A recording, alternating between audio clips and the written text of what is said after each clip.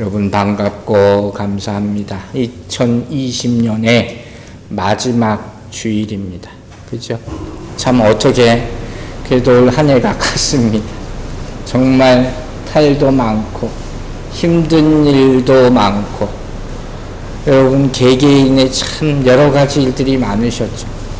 아픈 일도 있었고 회복된 일도 있었고 떠나보낸 사람도 있고 하나님 앞에 나와 울며 기도한 세월도 많았고 하나님의 은혜 가운데 감사한 그런 순간순간이었지 않나 생각을 해봅니다. 어찌 제가 말로 이것을 다 한 해를 표현할 수가 있겠습니까? 그러나 무엇보다도 감사한 것은 이 고난 가운데 하나님과 개인적으로 더 가까워졌다 하는 것인 줄로 저는 믿습니다. 여러분들도 이러한 연단의 시간들을 통해서 하나님 앞에 더 정말로 친밀한 관계를 갖는 진짜 하나님의 자녀들로 살아가게 되기를 주의 이름으로 축원합니다. 그리고 우리가 지금 사도행전을 통해서 보고 있는 이 모세라는 사람의 인생도 마찬가지입니다. 이 모세도 정말 이 큰 고난의 시간, 침묵의 시간, 광야의 시간을 통해서 분명히 하나님 앞에 가까이 다가가게 된 줄로 믿습니다. 그리고 이제 때가 돼서 하나님이 그에게 메시지를 주시는 이 장면을 오늘 우리는 보게 됩니다. 자, 사도행전 7장 34절부터 보겠습니다.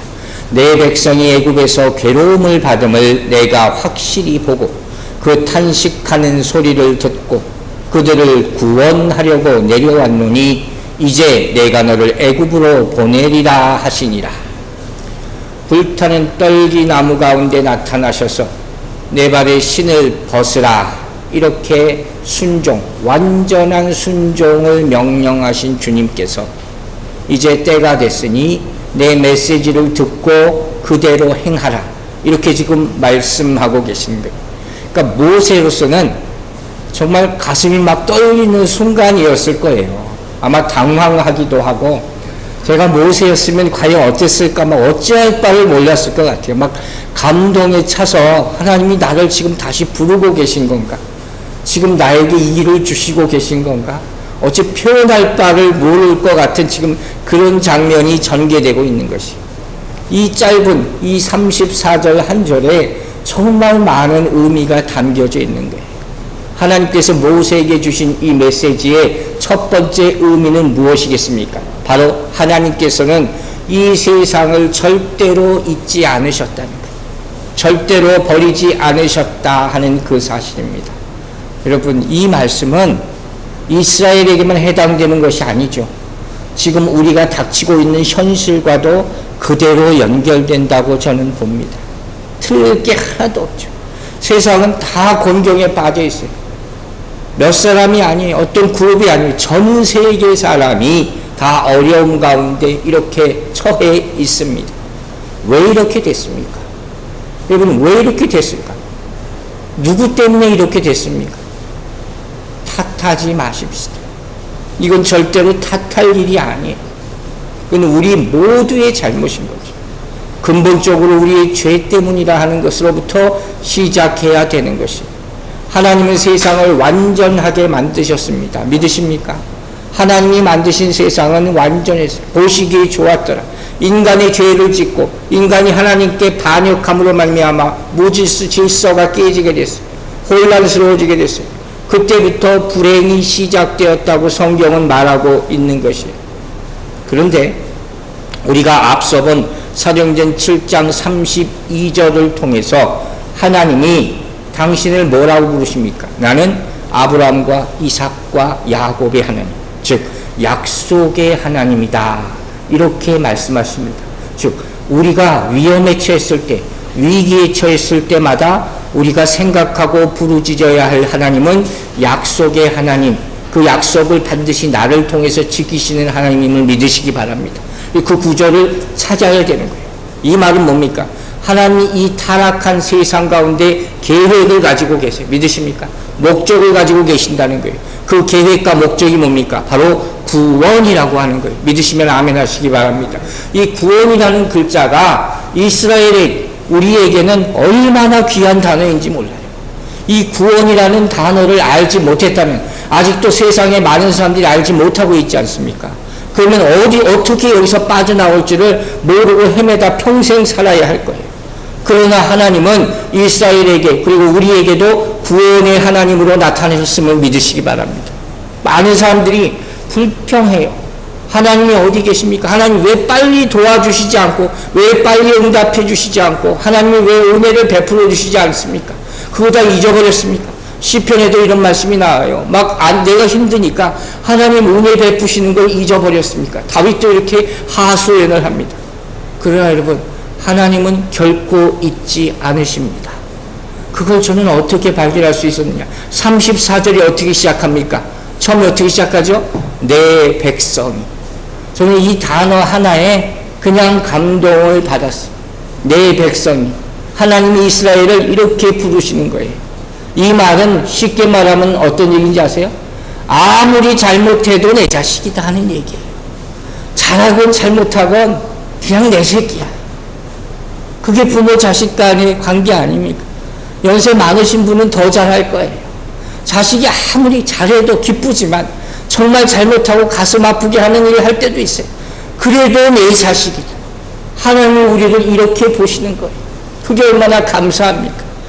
여러분 기억하시죠? 하나님이 여러분을 사랑하는 내 아들아, 내 딸아 이렇게 불러주심을 잊지 마시기 바랍니다. 또 하나님은 여러분의 이름 하나하나를 기억하심을 잊지 마시기 바랍니다. 절대로 하나님은 세상을 버리지 않으셨습니다. 하나님은 세상을 잊지 않으셨습니다. 여기에 우리의 소망이 있는 거예요. 모든 사람이 절망 가운데 처해 있을 때도 하나님은 나를 버리지 않으신다. 이걸 믿으시기 바랍니다. 그런데 이 관계를 믿지 못하는 사람들은 계속 헤매고 살 수밖에 없는 거예요. 세상에 불평하다가 정 안 되니까 하나님을 알지 못하면서 하나님께까지 불평하는, 그런 어처구니없는 일을 저지르는 거예요. 바울 사도가 이런 사람들을 위해서 하나님의 사랑이 얼마나 위대한 것인가 우리 로마서 5장에서 이렇게 설명하는 거예요. 로마서 5장 10절 잘 아시는 말씀이죠. 곧 우리가 어떻게 되었을 때, 원수 되었을 때 그 아들의 죽으심으로 말미암아 하나님과 더불어 화목하게 되었다. 믿으시면 아멘 하시기 바랍니다. 하나님의 사랑이, 우리가 원수 되었을 때, 우리가 약할 때, 우리가 정말로 하나님 앞에 와서 할 짓 못할 짓 다 했어요. 그게 원수지간이라고 성경은 표현하는 거예요. 그럼에도 불구하고 하나님은 우리를 사랑하셨어요. 바울의 고백이에요. 바울은 예수를 미워했어요. 예수 믿는 사람들 핍박했어요. 그러나 결국 예수 그리스도를 다메섹으로 가는 길에서 만납니다. 이 얘기를 우리가 얼마나 자주 합니다. 그리고 그때 주님은 바울에게 얘기하십니다. 뭐라고? 사울아, 사울아, 어찌하여 나를 핍박하느냐? 내가 네가 핍박하는 그 예수다. 이렇게 얘기하는 거예요. 그리고 나서 몇 년 후에 이 사도 바울이 갈라디아 교회에 편지를 쓰면서 이렇게 말합니다. 나를 사랑하사 나를 위하여 자기 몸을 버리신 하나님의 아들. 그게 뭐예요? 갈라디아서 2장 20절 보여주세요. 이게 갈라디아서 2장 20절 유명합니다. 함께 읽겠습니다. 시작. 내가 그리스도와 함께 십자가에 못 박혔나니 그런즉 이제는 내가 사는 것이 아니요 오직 내 안에 그리스도께서 사시는 것이라. 이제 내가 육체 가운데서 사는 것은 나를 사랑하사 나를 위하여 자기 자신을 버리신 하나님의 아들을 믿는 믿음 안에서 사는 것이니라. 아멘. 바울이 어떻게 이런 고백을 할 수 있겠어요? 그때 깨닫는 거예요. 아, 이분이 정말 나를 위해서 죽으신 그분이요. 사랑하는 여러분, 하나님은 우리의 구원이요 우리의 소망임을 믿으시기 바랍니다. 그분은 우리의 영원한 소망이 되십니다. 단순한 책박, 치료제, 박신 이런 것이 아니에요. 어떤 것보다 크신 능력으로 우리를 부르시는 분이 우리 주 예수 그리스도임을 믿으시기 바랍니다. 이게 복음이에요. 지금도 그때처럼 하나님은 이 세상을 잊지 않고 계십니다. 하나님이 우리를 내 백성이라, 내 아들아, 내 딸아 이렇게 부르시는 한 우리의 구원의 소망은 항상 남아있는 줄로 믿으시기 바랍니다. 그 음성만 들으면 되는 거예요. 우리가 아침에 일어나서 하나님 앞에 아버지 내가 일어났어요. 시작할 때 우리 아버지께서 기다렸다는 듯이 그래 잘 왔다. 오늘도 나와 함께 하늘을 시작하자. 이렇게 응답해 주실 줄로 믿으시기 바랍니다. 그 인생이 소망 있는 인생이 되는 거예요. 이 말씀은 어떤 메시지를 담고 있느냐. 자, 두 번째 출애굽기 3장 7절 봅니다. 여호와께서 이르시되 내가 애굽에 있는 내 백성의 고통을 분명히 보고 그들의 감독자로 말미암아 부르짖음을 듣고 그 근심을 알고. 여러분 하나님이 우리를 얼마나 어떻게 사랑하시는지 이 본문에 다 나와 있죠. 고통을 보고 부르짖음을 듣고 근심을 알고 내 상태를 아시는 하나님. 내가 어디서 뭘 하고 있는지, 지금 어디서 뭘 하고 있는지 다 아시는 하나님. 그 하나님 앞에 엎드리게 되기를 바랍니다. 사단은 뭐라고 얘기합니까? 하나님이 없어. 하나님은 너를 돌보시지 않아. 네가 정말 힘들 때 하나님이 뭘 해줬니? 이렇게 얘기하는 게 바로 사단입니다. 우리 마음 가운데 뿌리 있게 박혀 있는 거. 예레미야서 29장 11절 보세요. 여호와의 말씀이니라 너희를 향한 나의 생각을 내가 아나니 평안이요 재앙이 아니니라. 너희에게 미래와 희망을 주는 것이니라. 아멘. 그렇죠? 하나님은 이런 분이세요. 하나님은 구체적으로 우리의 뭘 보신다고요? 괴로움을 보세요. 여러분의 아픔을 보세요. 여러분의 영혼을 생각하며 기도할 때 다 아픔이 있음을 압니다. 저도 조금 아는데 하나님 아버지가 왜 모르시겠습니까? 그 괴로움, 죄가 우리 인간에게 영향을 미쳐서 생긴 그 괴로움, 사단이 만들어내는 그 괴로움, 그게 이 이스라엘에게는 애굽에서 노예의 생활로 나타나게 되는 거예요. 목자 없는 나그네와 같은 모습으로 나타나게 된 거예요. 그것을 알고 치료해 주시는 하나님 앞에 나아가게 되기를 주의 이름으로 축원합니다. 여러분 요새 여러분들 뉴스 보겠지만 참 뉴스 가끔 보면 들으면 참 답답하고 안타까운 얘기뿐이에요. 정말 너무하다 싶을 정도로 정말 세상이 지금 이런 상황인데 왜 그렇게 싸우는지 모르겠어요. 한국도 그렇고 미국도 그렇고 그저 싸우고. 왜? 자기 욕심, 자기 욕망에만 사로잡혀 있기 때문에. 이런 삶은 소망이 없어요. 소망이 있을 수가 없게 된 그 결과가. 하나님은 그런데 이런 세상을 불쌍히 보십니다. 그래서 우리가 이런 상황 가운데 가장 먼저 기도해야 될 제목 중에 하나가 뭐냐면 하나님 이 땅을 긍휼히 여겨주시옵소서. 이 기도를 꼭 하시기 바랍니다. 여러분의 인생 가운데 가장 소중한 것이 무엇인지 한번 돌아보세요. 우리 2020년의 마지막 주일 예배. 여러분의 인생 가운데 가장 소중한 게 과연 뭘까? 이것도 잃어버리고 이것도 내 마음대로 안 되고 다 그런 한 해였어요. 제일 소중한 게 뭐겠습니까? 저는 내가 하나님의 자녀임을 깨닫는 것인 줄로 믿습니다. 이게 우리 인생 가운데 가장 중요한 줄로 믿습니다. 우리가 2020년 시작할 때 다 그랬을 거예요. 내가 1년 동안 계획을 하고 무엇을 해야지. 꿈에 부풀어서 시작을 다 했을 겁니다. 그런데 그렇게 할 수 있는 게 아무것도 없었어요. 정말 비참할 정도로. 무슨 업적을 또 만들고 실적을 생기고 성과를 만들어내고 이렇게 많은 계획을 가지고 시작을 했어요. 2주 와보니까 제대로 된 것이 아무것도 없어요.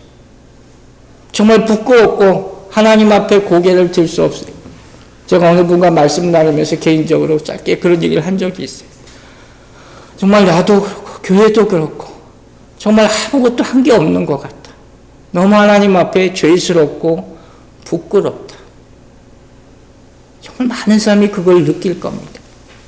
그러나 그렇다 할지라도 나는 아무 쓸모없는 사람이야. 나는 실패한 인생이야. 그런 생각하지 마시기 바랍니다. 우리가 가장 중요한 것은 하나님이 나를 사랑하신다는 것. 그럼에도 불구하고 하나님은 나를 사랑하시고 나는 하나님의 돌보심을 받는 인생이라는 것을 믿으시기 바랍니다.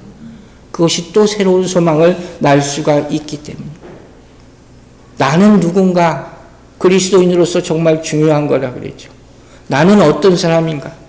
내 성취나 내 업적이나 이런 남의 평가로 말미암아 나는 누구인가가 정의되는 것이 아니에요.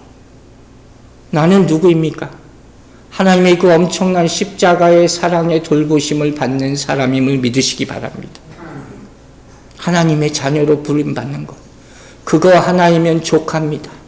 그 고백으로 다시 일어나는 여러분들과 저가 되기를 주의 이름으로 축원합니다. 하나님은 이스라엘 백성들의 괴로움만 보신 것이 아니에요. 그들의 탄식도 들으셨다. 여러분, 이럴 때는 탄식밖에 안 나올 때가 있어요. 너무 괴롭고 힘드니까. 이것도 기도가 될 줄로 믿으시기 바랍니다. 하나님은 하나님의 자녀들의 탄식을 들으십니다. 기도로 다 받아들이십니다. 그리고 그 탄식이 끝날 때쯤 하나님은 응답하기를 시작하십니다. 모세에게도 똑같은 일이 일어났을 것입니다. 40년 광야의 삶, 정말 지치고 힘든 그 인생의 마지막 때가 되었을 때, 하나님이 때라고 생각하셨을 때 하나님은 나타나십니다. 그리고 이제 모세를 통해서 무언가 하시겠다 말씀하시는 거예요. 자, 어떻게 말씀하셨습니까? 그들을 구원하려고 내려왔노니, 이렇게 얘기하셨어요. 출애굽기 3장 8절에 더 자세하게 나와 있어요. 내가 내려가서 그들을 애굽인의 손에서 건져내고 그들을 그 땅에서 인도하여 아름답고 광대한 땅, 젖과 꿀이 흐르는 땅, 곧 가나안 족속, 헷 족속, 아모리 족속, 브리스 족속, 히위 족속, 여부스 족속의 지방에 데려가려 하노라. 아멘. 하나님은 약속을 주세요. 엄청난 약속을 주세요. 모세는 지금 하나님 무슨 얘기하는지도 상상을 못할 거예요. 우리는 이 스토리를 알지만 그때 모세가 이게 뭔 소리인가? 도대체 무슨 나한테 다시 애굽으로 가라는 얘기인가? 이스라엘 백성을 어떻게 데리고 와서 가나안 땅으로 가라는 얘기인가? 지금 그 얘기를 미리 다 하고 계시는 거예요. 어디서부터 시작합니까? 하나님이 내려오셨습니다. 그죠? 하나님이 이스라엘 백성들을 구원하려 이 땅에 내려오셨습니다. 즉 하나님은 그들을 잊지 않으시고 그들을 버리지 않으시고 절대로 포기하지 않으셨습니다. 여러분의 인생도 하나님이 잊지 않고 버리지 않고 포기하지 않은 인생임을 믿으시기 바랍니다. 하나님은 그런 분이세요. 창세기 3장 한번 봅니다. 창세기 3장 8절. 그들이 그날 바람이 불 때 동산에 거니시는 여호와 하나님의 소리를 듣고 아담과 그의 아내가 여호와 하나님의 낯을 피하여 동산 나무 사이에 숨은지라. 여러분이 이야기 잘 아시죠? 하나님의 음성이 들려옵니다. 엄청난 사건이죠. 하나님은 아담과 이브 이 두 사람이 저지른 일을 알고 계셨어요. 그뿐만 아니라 그 죄로 말미암아 나타나게 될 불행도 알고 계셨어요. 그런데 하나님은 이 가운데 나타나십니다. 이때가 언제입니까? 이들이 죄를 짓자마자 바로 나타나셨어요. 창세기를 보면 그렇게 나옵니다. 저는 하나님의 마음을 느낄 수 있었어요. 하나님이 얼마나 다급하셨을까? 얼마나 급하게 오셨을까? 그런데 이 상황 가운데 이 사람들 어떻게 합니까? 숨어요. 그래서 하나님께서 이들을 부르십니다. 아담아, 너 어디 있느냐? 왜 이렇게 부르시겠어요? 내가 너와 얘기해야 되겠다. 내가 너와 지금 얘기하러 내려온 거야. 왜? 내 문제를 내가 해결해야 돼. 바로 내려오시는 거예요. 이게 하나님께서 이 땅에 오신 이유예요. 그리고 이것이 복음의 시작인 줄로 믿으시기 바랍니다. 그것을 받아들이는 사람에게. 그리고 그 하나님께서 지금 여러분에게 와서 여러분의 이름을 부르고 계심을 믿으시기 바랍니다. 그것을 받아들일 때, 그 음성을 들을 때, 그 음성에 순종하여 따라갈 때 여러분의 인생이 변화될 줄로 믿습니다. 성경은 다 그런 얘기예요. 하나님이 찾아오셨다. 하나님이 말씀하신다. 하나님이 내려오셨다. 특히 하나님의 사람들, 이스라엘 백성들이 어려움에 빠지는 순간마다 나타나시고 천사를 보내시고 도와주셨어요. 그 타락한 땅 소돔 땅에서 하나님께서 천사를 보내주셔서 어떻게 하든지 살리려고 의인을 구하면서 나타나셨어요. 이스라엘 백성이 가나안 가서 싸워 전쟁할 때 어려움에 빠질 때마다 또 나타나서 도와주셨어요. 하나님의 나타나심, 하나님의 현존하심, 그것이 여러분의 인생 가운데 매일마다 보여지게 되기를 주의 이름으로 축원합니다. 바울 사도는 이 사건을 빌립보서 2장 8절에서 이렇게 얘기하죠. 뭡니까? 사람의 모양으로 나타나사 자기를 낮추시고 죽기까지 복종하셨으니 곧 십자가에 죽으심이라. 여러분, 기독교의 가장 큰 특징이 뭔지 아십니까? 하나님께서 우리에게 오셨다 하는 거예요. 얼마나 중요합니까? 다른 모든 종교는 우리가 절대자에게 다가가는 종교라고 그랬어요. 그러나 우리는 그럴 필요가 없습니다. 왜? 그분이 우리에게 오셨기 때문입니다. 여러분, 이와 같이 하나님은 우리를 잊지 않으시고 우리의 상태를 아시고 우리에게 오셨습니다. 그리고 네 번째, 오늘 본문이 주는 메시지는 뭡니까? 내가 너를 애굽으로 보내리라. 보낸다. 이 이유 때문에, 사실 이 이유 때문에 모세에게 나타나신 거예요. 사도행전은 사도들이 한 일을 기록한 책입니다. 그렇죠? 액체 글자가 돼요. 사도들의 한 일. 이 모든 일에는 파송이 주제예요. 보내는 일. 그 일을 알리게 하는 거예요. 사도라는 단어 자체의 뜻이 뭐라고 그랬어요? 보냄을 받은 자. 그게 사도의 의미라는 거예요. 그러니까 사도행전은 성령 받아서 하나님의 증인으로 이 세상을 향해서 나가는 사람들의 행보를 적어놓은 책이 바로 사도행전이란 말이에요. 그리고 똑같이 한참 전인 구약시대 모세도 하나님께서 이스라엘 백성을 구원하기 위해서 애굽으로 보낸 사람이었다는 거예요. 예수는 어떤 분이십니까? 하나님께서 우리를 너무도 사랑하셔서 이 세상, 우리가 사는 이 인생을 구원하기 위해서 이 땅에 보내신 분임을 믿으시기 바랍니다. 그러므로 우리도 하나님의 자녀라면 세상으로 나아가야 할 줄도 믿으시기 바랍니다. 이게 우리의 사명입니다. 두 번째, 여기서 우리가 분명히 확인해야 될 중요한 말씀은 뭡니까? 내가 너를 보내리라. 파송의 주체가 누구예요? 하나님이 보내신 거죠. 왜 얘기를 하겠습니까? 40년 전에 모세는 자기 스스로 가려고 했어요. 자기 스스로 이스라엘을 구하려 했어요. 그러다 어떻게 했습니까? 실패했어요. 그러나 지금은 하나님이 직접 나타나셔서 내가 보낸다 하는 거예요. 하나님이 내가 보낸다 하는 말은 두 가지 의미예요. 첫째는 하나님이 직접 가시겠다는 거예요. 하나님은 우리만 보내지 않으세요. 항상 함께 감을 믿으시기 바랍니다. 두 번째 의미는 뭐냐? 하나님이 가라 할 때는 우리의 상황이나 우리의 생각이나 우리의 반응, 이건 상관 안 하세요. 여러분, 이거 잘 알아야 돼요. 우리가 실패하는 이유가 바로 여기 있어요. 하나님이 가라 할 때 쉽게 말하면 절대로 토달지 말라는 거예요. 하나님이 원하시는 일을 그냥 하는 거예요. 그러니까 우리는 정말 100% 순종해야 될 그런 절대절명의 순간이란 말이에요. 이게 안 되는 게 우리의 문제죠. 모세도 똑같은 일을 우리와 똑같이 합니다. 자, 모세의 반응을 보세요. 출애굽기 4장 1절 보세요. 이런 얘기가 계속 나와요. 모세가 대답하여 이르되 그러나 그들이 나를 믿지 아니하며 내 말을 듣지 아니하고 이르기를 여호와께서 내게 나타나지 아니하셨다 하리이다.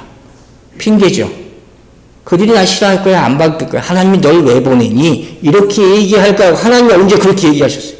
모세 혼자 생각한 거죠. 이 안에 뭐가 담겨 있을까요? 모세의 상처예요.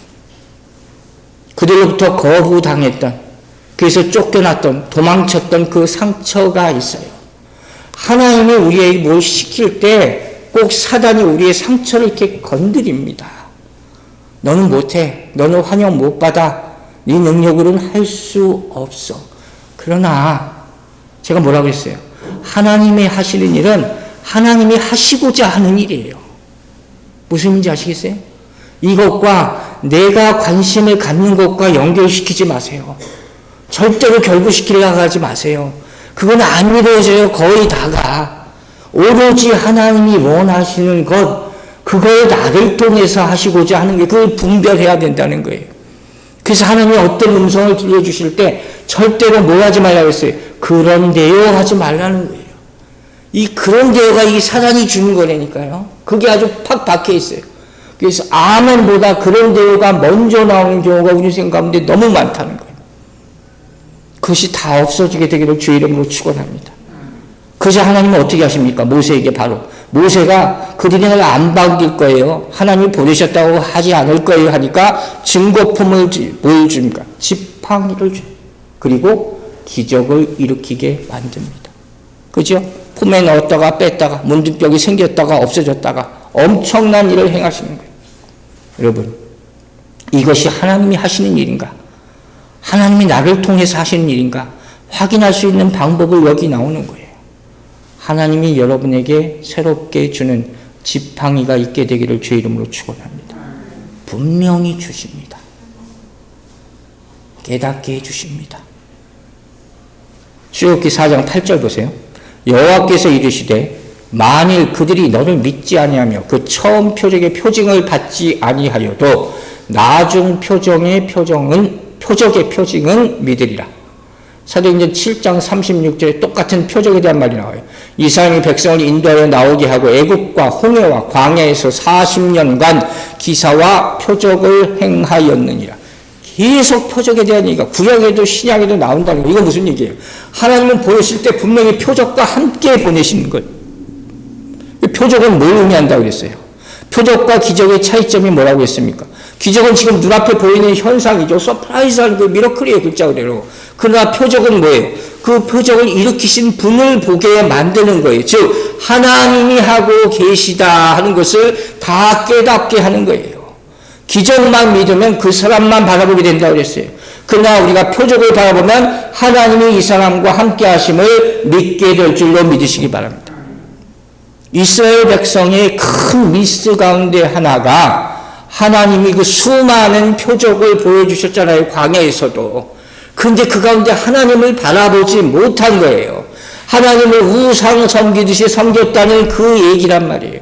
그렇게 되니까 어떻게 해요? 다시 자기 욕망으로 돌아가게 되는 거예요. 여러분, 이스라엘 광야 40년 동안 계속해서 불평한 근본 이유가 뭔지 아세요? 이 마음 가운데 있는 욕망이에요. 개인의 욕망, 육신의 욕망이라고 하는 거예요. 이게 광야에 대해 정말 책도 많고 여러분들도 2권이나 읽으셨을 거예요. 여러분, 광야는 정말 제가 봐도 무궁무진한 스토리가 나올 수 있는 곳인데 다 발가 벗겨지는 곳이에요. 내 욕망이 다 드러나게 되는 거예요. 그걸 보여줘요. 그런데 시편을 보니까 이 광야에 대한 스토리가 하나 있어요. 자, 시편 106편 14절 15절에 의미심장한 말씀이 있습니다. 광야에서 욕심을 크게 내며 사막에서 하나님을 시험하였도다. 그러므로 여호와께서는 그들이 요구한 것을 그들에게 주셨을지라도 그들의 영혼은 쇠약하게 하셨도다. 자, 여러분, 이게 무슨 말인지 아시겠어요? 이스라엘 백성이 광야에 갔다가 하나님 앞에 뭘 요구합니까? 불평을. 고기 달라 그래요. 그죠? 얼마 가지도 않았어요. 그러니까 하나님께서 이 사람들이 주십니까? 안 주십니까? 주세요. 메추라기를 진영 사방에 새카맣게 몰아주셨어요. 그러면 땡갓 하는 거니까 감사하죠. 기도 응답입니까? 그런데 여러분 이 말씀 잘 보세요. 15절에 뭐라고 했어요? 그러므로 여호와께서는 그들이 요구한 것을 그들에게 주셨죠. 고기 달라고 해서 줬는데 그 다음 뭐라고 했어요? 그들의 영혼은 쇠약하게 하셨다. 이게 무슨 의미겠어요? 여러분, 하나님은 그들에게 고기도 주셨어요. 그러나 영혼의 쇠약함도 주셨어요. 뭐 하나님이 이러세요? 왜 이런 일이 벌어졌을까요? 그들은 고기를 먹는 즉시 달라고 하는 그 순간부터 불순종한 거예요. 하나님이 주신 만나에만 만족하지 못하는 거예요. 더 달라 그러든 덜 달라 그러든 어쨌든 간에 이것은 하나님 앞에 거역하는, 만족하지 못했다. 이 스토리가 전개되는 거예요. 그 결과가 영혼의 쇠약함을 당하게 되는 것이고 그 결과로 시험을 감당하지 못하게 돼요. 광야에서. 그 결과로 출애굽 1세대는 가나안으로 한 명도 가지 못하게 되는 거예요. 여러분 잘 택하세요. 고기를 받아먹을 것인가? 영혼의 쇠약함을 당할 것인가? 포기하고 영혼의 강건함을 얻을 것인가? 그걸 선택하는 것이 바로 광야예요. 이 기로 아래 우리는 놓여 있는 거예요. 이 사람들 죄는 고기 달라고 이게 아니에요. 그 요구가 안에 들어있는, 감춰져 있는 불순종. 하나님을 거역합니다. 하나님이 인도하시는 방법 자체가 나는 마음에 안 든다. 이런 사람이 얼마나 많은지 아세요? 교회 안에서. 그런 일이 없게 되기를 바랍니다. 우리는 하나님 앞에 불만족을 호소하러 나온 사람들이 아니에요. 어떤 상황에서도 하나님 앞에 감사하는 영혼들로 살아가게 되기를 주의 이름으로 축원합니다. 모세를 이렇게 시험하시는 거예요. 다시 애굽으로 가라. 모세는 자기가 애굽으로 갈 수 없는 이유가 수만 가지 갑자기 떠올라. 그러니까 하나님이 어떻게 해요? 일단 다시 만나게 해주시잖아요. 우리가 여기서 볼 것은 크게 두 가지예요. 이런 상황에 우리가 목사가 똑같은 상황에 닥쳤을 때 하나님의 음성을 듣기를 바라고 그렇게 기다렸으면서도 들으면 내게 불순종할 수 있는 충분한 이유가 있는 모든 사람들에게 꼭 필요한 두 가지. 하나는 그분의 얼굴을 보는 거예요. 이건 뭡니까? 그분과 관계를 회복하는 것. 믿으시면 아멘 하시기 바랍니다. 매 순간에 우리는 그분 얼굴 봐야 돼요. 그분과 관계를 회복해야 돼요. 두 번째 우리가 바라볼 게 있어요. 그분의 손이에요. 그분의 공급하시는 능력, 거기에 의지하게 되기를 바랍니다. 그분의 얼굴을 바라보고 그분의 손을 붙잡고 있을 때 우리는 순종하게 될 줄로 믿습니다. 그게 우리를 순종케 하는 능력이에요. 내가 순종하겠다고 해서 순종하게 되는 게 절대로 아니에요. 광야에서 누굴 믿고 뭘 기대고 내가 살 수 있습니까? 우리 인생이 광야라고 그랬는데 우리 죽을 때까지 광야예요. 그런데 어찌 뭘 내가 바라고 살 수가 있습니까?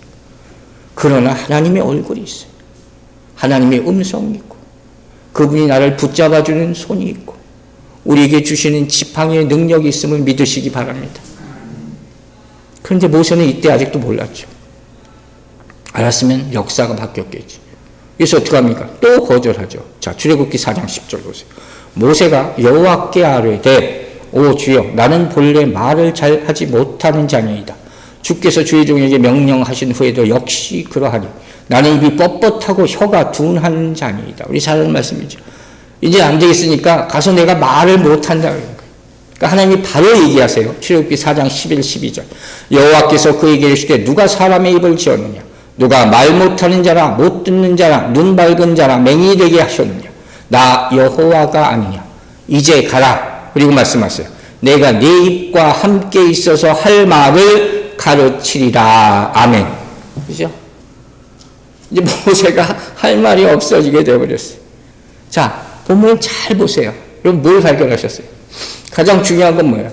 이건 다 하나님이 하시는 거예요. 다 하나님이 하시는 거니까요. 모세가 하는 게 뭐가 있어요? 그냥 쓰임, 통로로 쓰임 받을 뿐 결국 하나님이 다 하시는 거예요.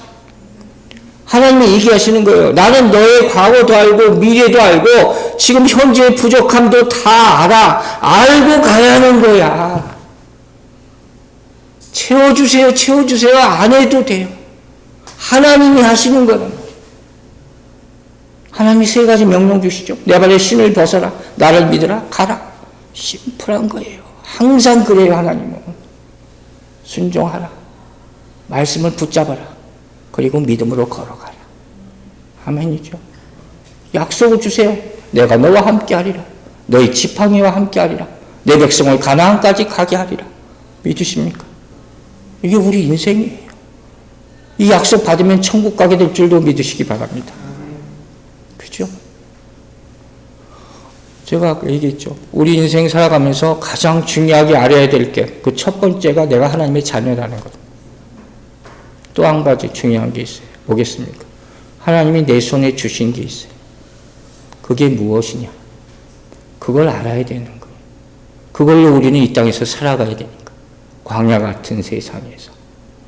하나님의 자녀라는 것만으로 우리는 못 산단 말이에요. 연약해서. 출애굽기 4장 1절에서 모세가 못 가겠다고 합니다. 그러니까 4장 2절에서 이렇게 물으세요. 여호와께서 그에게 이르시되 네 손에 있는 것이 무엇이냐? 그가 이르되 뭐예요? 지팡이니이다. 여러분 확인하세요. 하나님은 우리에게 분명히 우리 손에 지팡이를 주셨습니다. 그것을 통해서 역사하는 거예요. 그건 뭐냐? 이미 주셨어요. 그러니까 뭐예요? 없다 하지 말고 내가 지금 가지고 있는 것의 가치를 깨닫고 그것을 사용하라는 거예요. 하나님이 이미 주셨음을 믿으시기 바랍니다. 이미 재능을 주셨어요. 이미 기프트를 주셨어요. 우리가 그것을 깨달을 때 나는 부족해, 나는 모자라, 나는 못해, 제발 이 생각을 올해 마지막에 다 버리게 되기를 주의 이름으로 축원합니다. 우리는 주신 걸 가지고 찬가를 부르면서 나아가는 거예요. 여러분 하나님의 음성을 들을 때 여러분의 손을 분명히 보시기 바랍니다. 하나님의 지팡이가 있게 될 줄로 믿습니다. 자, 사도행전 7장 35절 이제 봅니다. 그들의 말이 누가 너를 관리와 재판장으로 세웠느냐 하며 거절하던 그 모세를 하나님은 가시나무 떨기 가운데서 보이던 천사의 손으로 관리와 속량하는 자로서 보내셨으니. 여러분 보이세요? 이 본문 가운데 딱 대조가 나타나죠. 누구와 누구의 대조입니까? 그들이와 하나님의 대조죠. 그죠? 어떻게? 그들은 버리고 거절하고 하나님은 구하시고 보내시고 이것만으로도 우리는 하나님을 찬양할 수 있게 될 줄로 믿습니다. 내 하나님은 그런 하나님입니다. 거절하던 그 모세에게 상처가 얼마나 컸겠습니까? 그러나 이제 하나님이 나타나서 상관없다. 세상이 거부해도 나는 절대로 거부하지 않는다. 세상이 아무리 변해도 나는 절대로 변하지 않는다. 우리의 조건, 우리의 맹목, 우리의 어리석음 어떤 것도 상관하지 않고 나는 너를 쓰겠다. 믿으시면 아멘 하시기 바랍니다. 여기 우리 인생이 걸려 있는 거예요. 하나님은 세상과 다른 분이심을 믿으시기 바랍니다. 두 번째, 모세는 40년 전에 스스로를 관리와 재판장으로 세워서 일을 하려고 했어요. 그죠?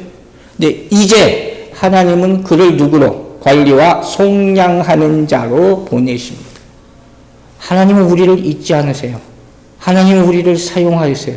그런데 어떻게? 우리를 변화시켜서. 왜 아직도 아닙니까? 라고 묻지 마시고 변화되었는가 다시 한번 확인하세요. 관리자, 다스리는 자가 아니라 어떻게? 구원을 선포하는 자로 사용하심을 믿으시기 바랍니다. 내 인생은 바뀐 거예요. 내 사명은 바뀐 거예요. 그걸 먼저 할 때 하나님이 여러분의 소망도 들어주실 줄로 믿습니다. 세 번째, 40년 전에 모세가 자기 힘으로 하려 했던 이 수고의 결과는 애굽 사람 군인 하나 죽이는 결과밖에 낳지 못했어요. 그러나 40년 후에 하나님이 정하신 때, 하나님이 보내심을 받았을 때 그 역사하심은 지팡이 하나로 애굽의 군대 전부를 홍해에 수장시키는 결과를 낳습니다. 뭘 보여줍니까? 우리의 힘과 하나님의 힘은 다르다 하는 거예요. 여러분 하나님의 힘에 의지하게 되기를 주의 이름으로 축원합니다. 그 결과는 비교할 수 없는 거예요. 여러분 누군가가 직분을 위임받을 때 무슨 일을 하기 위해서 그러기 위해서는 거기에 합당한 자격과 권위가 있어야 돼요. 근데 이걸 사람이 주는 권위가 있어요. 그리고 하나님이 부여하시는 자격이 있다는 거예요. 자, 모세를 보세요. 모세는 40까지 이집트의 왕자, 엄청난 포지션과 파워가 있었단 말이에요. 그래서 이 포지션으로, 이 직분으로, 이 권위로 히브리 사람의 분쟁을 해결할 수 있다고 자기는 생각한 거예요. 근데 결과는 뭐였어요? 사람들은 인정을 안 합니다. 아무도 인정을 하지 않아요. 오히려 뭐라고 얘기합니까? 무슨 자격으로 우리 일에 끼어드느냐? 이렇게 이게 어처구니가 없었을 거예요. 그래서 우리는 어떤 교훈을 얻습니까? 이제 40년이 지난 후에 하나님의 부르심을 받는 체험을 하고 나서는 모세가 근본적으로 뭐가 바뀝니까? 네가 무슨 자격으로 이 일을 하느냐 하는 질문에 대답할 수 있게 되었다 하는 거야. 뭐라고 대답합니까? 하나님이 보내셨다. 하나님이 하시는 것이다.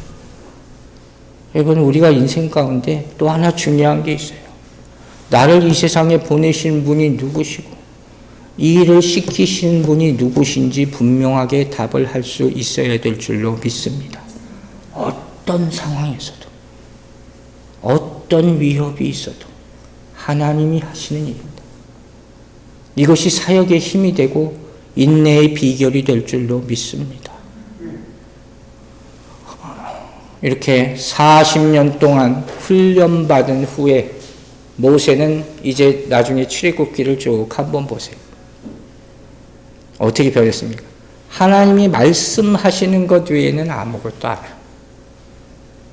여러분, 심플한 것 같지만 이게 얼마나 힘든지 아시죠? 하나님이 시키시는 말만 하는 그런 사람이 됐습니다. 참 놀라운 하나님의 은혜예요. 그 어려웠고 힘든 과거가 있어요. 실패도 있어요. 그러나 하나님을 만나는 순간 잃어버렸던 모든 과거가 이제 새로운 의미를 갖게 되는 것이. 우리도 마찬가지예요. 우리 지난 한 해 동안 얼마나 많은 어려운 순간들이 있었습니까? 그러나 오늘 이렇게 나와서 주님 만나고 이제까지 겪었던 아픔과 고난, 이것이 하나님의 크신 경륜과 지혜 속에서 새로운 의미로 탄생하게 될 줄로 믿으시기 바랍니다. 말씀 마치겠습니다. 여러분, 2020년 참 많이 힘드셨죠? 여러분, 용케 잘 견디셨어요. 우리가 잊지 말 것은 하나님은 어떤 상황 가운데도 우리를 보고 계시고 우리의 탄식을 들으시고 우리와 함께 하신다는 사실입니다. 여러분도 잘 인내하고 주님과 함께 해주셔서 감사합니다. 이제 정말 2021년, 항상 이때가 되면 소망의 2021년 이런 얘기를 합니다. 진짜 하나님의 소망이 이루어지는 해가 되기를 바랍니다. 그리고 이제는 정말 하나님의 완전한 강한 음성, 우리를 부르시고 보내시는 음성을 다 들어서 새로운 많은 역사를 나타내는 2021년 한 해가 되기를 주의 이름으로 축원합니다. 기도하겠습니다. 하나님 아버지, 감사합니다. 우리를 항상 지켜봐 주시고 우리 기도를 들으시고 때가 되면 우리를 부르시는 하나님 아버지, 그분을 바라며 이제까지 우리가 견디게 하심을 감사드립니다. 그것이 우리의 믿음이 될 것이요 우리 소망이 될 줄로 믿습니다. 모세 인생이 얼마나 험난했습니까? 하지만 이제 다시 불러주시고 만나주시고 일을 주시는 그 하나님을 통해서 모세는 완전한 하나님의 사람으로 거듭나게 됩니다. 2021년을 바라보면서 우리도 그런 소망을 가지고 결단하는 인생이 되게 하여 주시옵소서. 특별히 여기 모이는 한 분 한 분들 주님께서 기억하여 주시고 그 고비마다 아픔마다 어려울 때마다 간절한 기도와 믿음으로 이겨내고 이 자리를 지켜준 하나님의 백성들이 오니 축복하여 주시고 하나님께서 더 많은 일을 사용하여 쓰임받는 하나님의 일꾼으로 삼아 그 모든 일에 형통하게 되는 2021년이 되게 축복하여 주시옵소서. 감사드리며 예수 그리스도의 이름으로 기도했습니다. 아멘.